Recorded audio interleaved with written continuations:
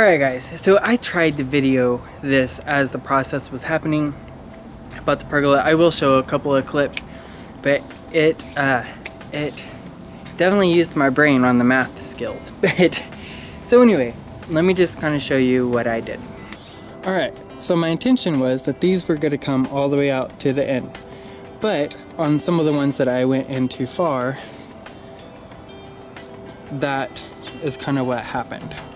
So anyway, that is kind of what happened. I would change it differently. Don't mind my hair. It's vacation. But anyway, alright. So what I need to do next on this, here's the pergola. So I did 4 12-foot 4x4s for the post. And I dug them down about 2 foot, and then I did these little corbel things, which is just adorable. I got 8 of those, and then I got, how many is it? 2, 4, 6, 8, 10, 12, 14, 16. I got 18 2x6 by 12 foot. So here is what I would change on the next one. So I did it 10 foot by 10 foot, and I got 12 foot posts, so I would have a foot on the outsides of them. But when you get up close to it, it doesn't come out a foot because of the overhang of the other one. So it kind of sucks on that. And I did the little design, and I do have a clip of that. But I did the little design, and on some of them I got a little wider than I wanted to. So this is what happened. What I'm gonna do is on this, like what I did with the little 2x2s, I'm gonna put that on top of it too. But I need to go ahead and stain it, because whenever you put those little 2x2s, it's just hard to get up there and make sure that it's all stained. So I will go ahead and stain this, and I'll do the 2x2s on a later project. But so I've got to stain this, and I'm going to do that on a different video too, because I have several things that I'm going to stain. I'm going to stain the fence, I'm going to paint some of my yard art and get that done. But so far the pergola is done. Now I just got to do a rock wall and then my paving stones. So anyway, till next time, thanks guys, bye. Some of the material that I'm using is using a DeWalt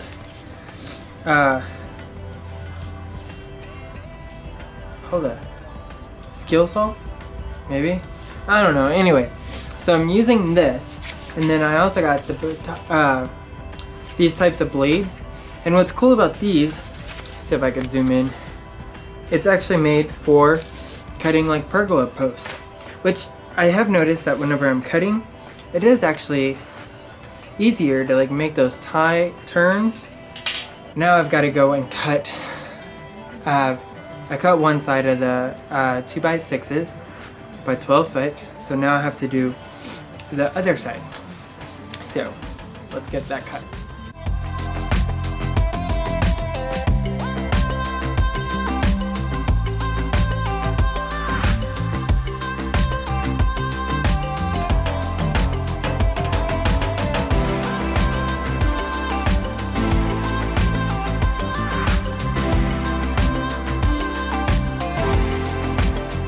So on this pergola, I was going to do 2x8s here, but the problem is that I was afraid that the clearance wasn't going to be tall enough, and I didn't want, because I did 4x4 posts, I didn't want this to look, the post to look all little and then the pergola look huge. So I was trying to even it up. So I ended up getting, let's see, like 8 2x6s by 12 foot. And I put those on as my cross beams, and then I got these little corbels. They're like $22 at M&M, which is a local company. And then I'm doing 12 foot 2x6s for the cross beams, and then later on, after I get it stained, I'm gonna then put 1x's at the very top, just to kind of give it more shade and just to make it look a little prettier, or to top it off. So what I am doing now is I have all of my cross beams cut. So I need to measure out. I'm going to put a foot between each one.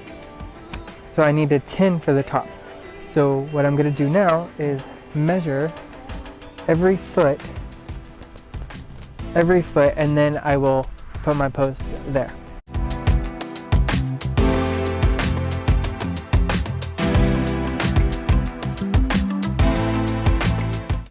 Alright, so as I was putting them up, I noticed that I have 2 extra boards by the time I got to the end.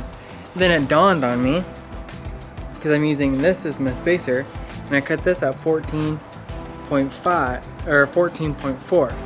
Now the problem is I did not take into account that the one on the end is right in the middle. Well, by the time I put this, well, I'm missing that half of the board. And by the time I do this one, I'm missing that other half.